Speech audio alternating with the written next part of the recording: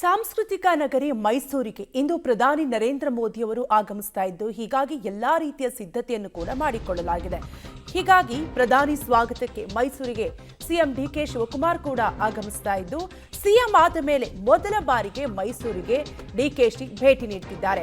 ಬೆಳಗ್ಗೆ 10:30ಕ್ಕೆ ವಿಮಾನ ಮೂಲಕ ಮೈಸೂರಿಗೆ ಡಿಕೆ ಶಿವಕುಮಾರ್ ಆಗಮಿಸ್ತಾ ಇದ್ದು, ಕಾರಂಜಿ ಕೆರೆಯಿಂದ ಕುರುಬರಹಳ್ಳಿ ಸರ್ಕಲ್ ವರೆಗೆ ಡಿಕೆ ಶಿವಕುಮಾರ್ ಮೆರವಣಿಗೆ ಮಾಡಲಿದ್ದಾರೆ.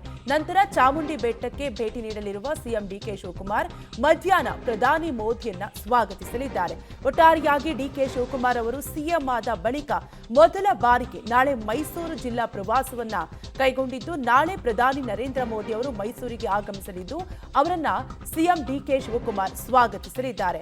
ಸುಮಾರು 10:30ಕ್ಕೆ ವಿಮಾನದ ಮೂಲಕ ಮೈಸೂರಿಗೆ ಆಗಮಿಸ್ತಾ ಇದ್ದಾರೆ.